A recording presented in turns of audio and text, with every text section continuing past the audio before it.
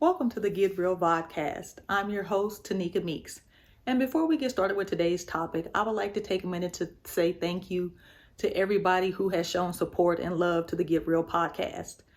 Everyone in the United States, everyone in Belgium, everyone in Russia, Ireland, New Zealand. Love the international love. Thank you guys from the bottom of my heart. Thank you for continuing to support me.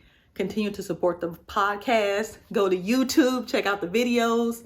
But I am very appreciative for all the people who have started this journey with me and continue to look at the videos week after week. Thank you from the bottom of my heart. Now that I've got the sappy stuff out the way, let's get into this week's video. So this week's video's topic is know thyself. Now, let's put that in layman's terms. That means, who are you? And more importantly, how are you? And there is a reason I chose this topic, because I feel like a lot of people don't know who they are first and foremost, but they also don't know how they are. And to me, those things make up a very big part of self-care. How can you say you love yourself if you don't know who you are, if you don't know how you are, if you can't articulate those things to another person? As I've said in previous videos, my hierarchy is love God first and you love yourself second.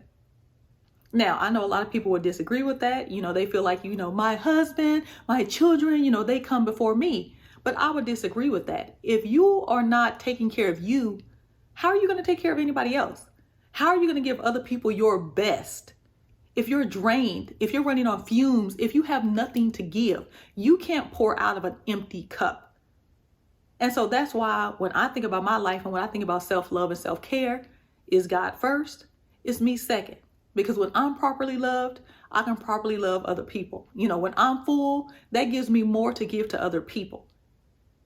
And so that's, my first reason why I brought up this topic, know thyself, know who you are, now know how you are. But more importantly, another reason I brought this topic up is when it comes to dating, relationships, marriages. I think one of the reasons why dating and relationships are so hard for so many people is because we don't know ourselves. And so when we meet somebody else, we can't tell them who we are. We can't tell them how we are, and we can't tell them what we want. And more importantly, you don't realize when someone else is not compatible with you. If you don't know yourself, how are you going to know whether or not this person is perfect or best for you? I mean, the great thing about knowing yourself is, like now that I'm going through healing, now that I'm getting to know myself, now that I'm taking the time to really dig deep into who is Tanika, when I meet a man, I almost instantly know whether that man is for me or not, because I know who I am, and more importantly, I know how I am. So if me and you are talking and we're constantly getting into it, there's this constant battle of words between the two of us. There's this constant tension because, he's one way and I'm one way. I know it's only going to be a disaster for me to try to get into a relationship with this person.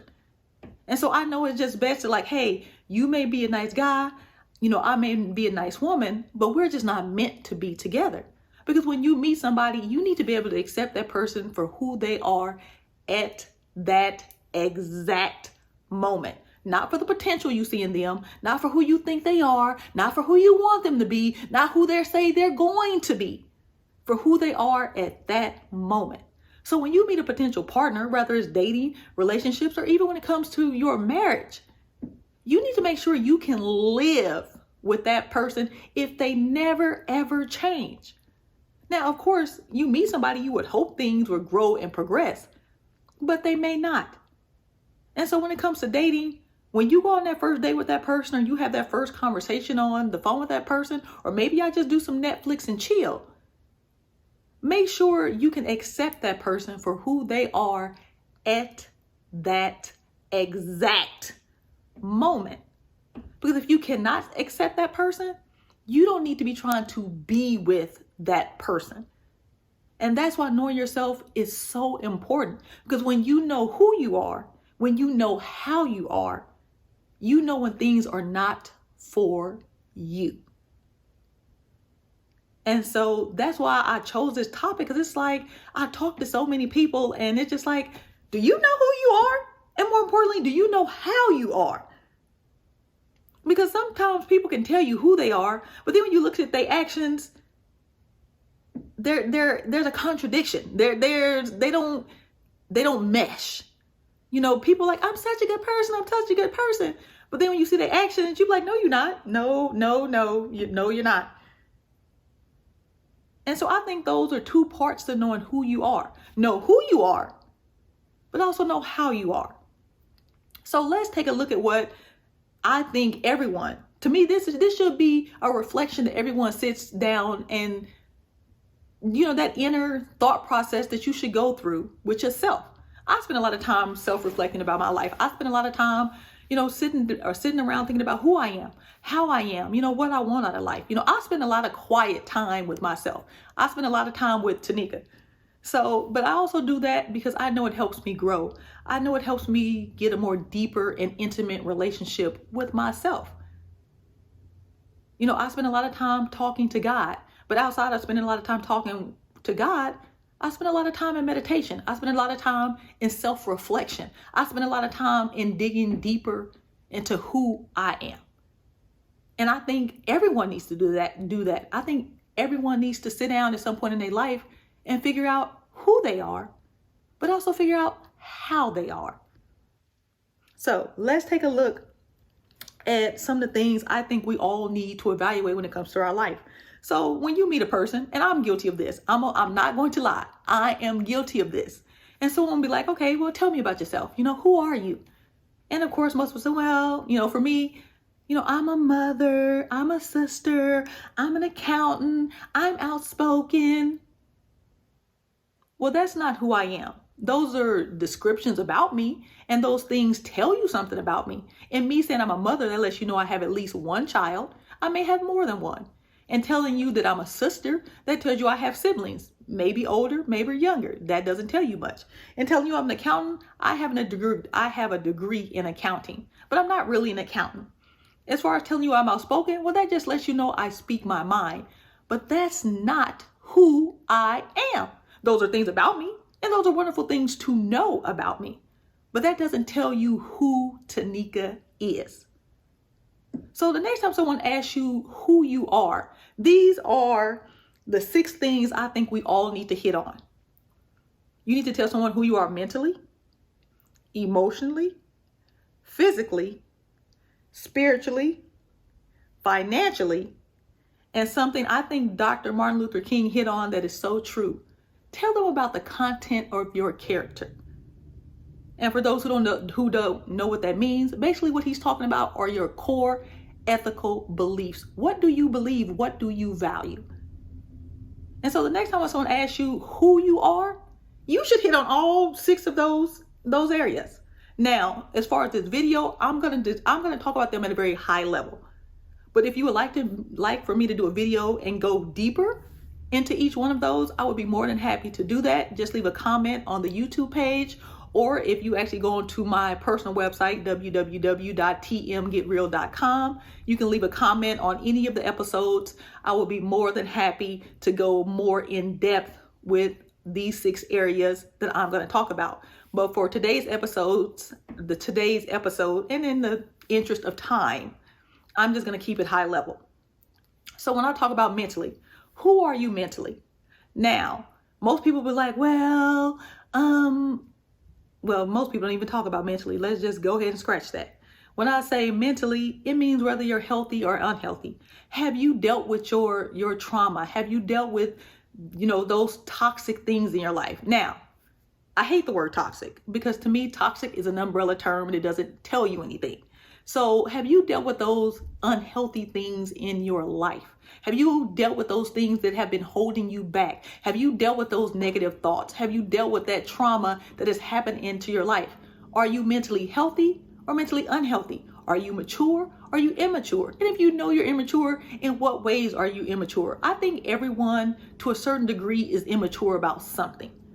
And to me, that doesn't make you an overall immature person, but be able to articulate to that person that, hey, I'm immature in this way. And you should be able to articulate these things to that person. When someone asks you, who are you? You should be able to tell them. I'm not talking about a list. You roll it out and be like, I'm A, B, and C. But be able to tell them who you are. And then there's emotionally. As I talked about in my last video, or in the video, Why Everyone You Date is a Psycho, I'm somebody who's emotionally suppressed. And that's been a big problem in my adult life because of how I respond to things.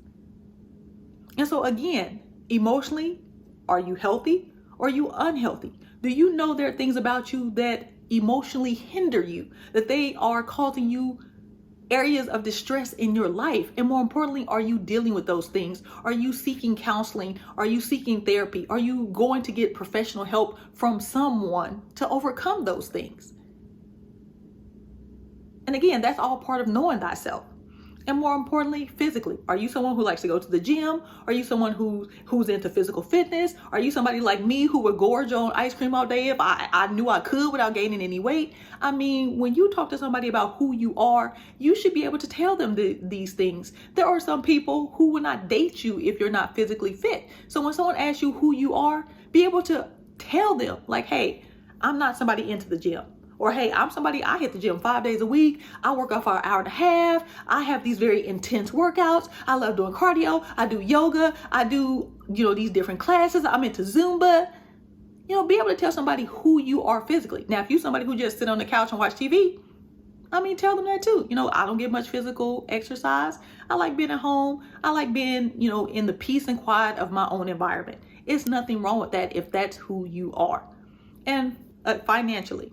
Are you a saver? Are you a spender? I'm somebody, when I get emotionally upset, I like to spend money. Is it the healthiest thing to do? No. Has it helped my bank account any? No. But I also know it's comforting for me. Now, again, that's something I know about myself because I've taken the time to think about it. I've taken the time to examine my own behaviors. And so when you meet somebody, and this is why a lot of marriages fail because of finances, because we can't tell somebody who we are financially. Are you a saver? Are you a spender? Are you somebody who's thrifty? Are you somebody who clips coupons? Are you somebody who waits to a certain day of the week to go to the grocery store because you're waiting for the new ads to come out so you can get the best deals? You should be able to articulate that to another person because two spenders don't need to be together. Y'all gonna go broke. And you may have to tell somebody like, hey, I don't even have money management skills. I don't even know how to budget a checkbook. Again, these are things you should be able to articulate to another person. And honestly, I feel like we all should, especially when it comes to dating and you're getting serious about somebody, sit down and have those financial conversations. That's a part of getting to know somebody. And I know nobody wants to talk about somebody else about money, how much money you make, well, how much is your car payment, how much is your mortgage, how much do you save? Those can be very intrusive questions. But if you're planning on being with this person, you should be comfortable enough to ask those questions. Because when you get married to somebody, their debt becomes their debt. Their income becomes your income. Y'all become one household. And so y'all should be able to sit down like adults and have those financial discussions. And more importantly, who you are spiritually. Are you a believer? And I'm not talking about believing in God. There are people who believe in Allah. There are people who believe in Buddhism, Hinduism, Islam. What do you believe in? I'm going to do a podcast here shortly, probably within a couple weeks, and it's going to be called Whom Do You Serve? And really, when I say spiritually, I'm talking about your religion. I'm talking about what do you believe, and more importantly, who do you serve? Because we all serve somebody, and it may not be God. Again, that's that part of knowing who you are. And the Bible tells you, I'm a Christian, the Bible tells you don't get unequally yoked. So a believer is not supposed to marry a non-believer. But again, you may not hold yourself to that standard. You be like, hey, I really love this person. They don't believe in God. Even though I believe in God, I want to be with this person. And so again, what y'all believe or what y'all believe in should be a topic of conversation y'all can sit down and have like adults. Hey, I believe in this. You believe in that. Okay, can we find a middle ground? Or is this just not going to work? But if you never have that question, if you can't articulate to another person what you believe, then again, that's just leaving your relationship open to fail. Now, the one I'm really interested to talk to you about is the content of your character. You know, Dr. Martin Luther King said this decades ago, that we should be judged on the content of our character. But let's face it, how many people talk about other people as far as the content of their character? You know, how many of us have either been talking to a friend, a girlfriend? You know, if you're a male, you've been talking, to one of your homeboys, and you'd be like, okay, so you went out with Tyrone. Tell me what Tyrone is like. Well, Tyrone is tall, he's dark, he's handsome, he has a really nice car, he has a good job, he has his own place. Okay, so let's talk about the content of Tyrone's character. And yet you hear silence after that. Because most of us, A, don't know what it means, and B, we really don't judge anybody off the content of their character. So what was Dr. Martin Luther King talking about? So what he was talking about are your core ethical values. I wrote these things down because for those who know me knows I have a very crappy memory. And so I have to write a lot of things down just to not forget them. So what he's really talking about, are you an honest person? Your integrity, wisdom, humility, courage, justice, temperance. Do you have respect for yourself and respect for others? So when it comes to who you are, you should be able to tell somebody, what do you value? Do you value justice? Do you value honesty? Do you value integrity? Do you have respect for yourself? Do you show respect for other people? That should all be a part of your list of who you are. Yeah, being tall, dark, and handsome is wonderful. Having a big butt and a smile is wonderful. But it doesn't tell anybody who you are. And so when it comes to knowing thyself, you should know all those things about yourself. You should know what kind of temper you have. As I tell people, I tend to have a pretty short temper with people sometimes. I can get very short with people. But I also know that about myself. And I tell people that about myself. When I meet somebody new, I don't hide who I am. Because I'm not going to change me for you. Now, I may choose to change on my own, but I'm not going to become another person to please you. And so when you meet Tanika, you have to accept her for who she is at this moment.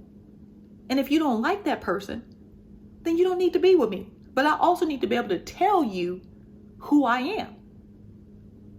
And when you talk about who you are, you should hit on all of those things. Who you are mentally, emotionally, financially, physically, spiritually, and the content of your character. Lay your cards down on the table. Give somebody a chance to, judge your hand. And they may be like, you know what? You're just not for me. And be okay with that. Or maybe you lay your cards on the table and that person be like, oh my God, that's a winning hand. Like, you are indeed a catch. But if you don't know yourself, you can't do that. You can't put who you are out there for someone either to decide they want you or they don't want you. And trust me, we've all been rejected. I've been rejected.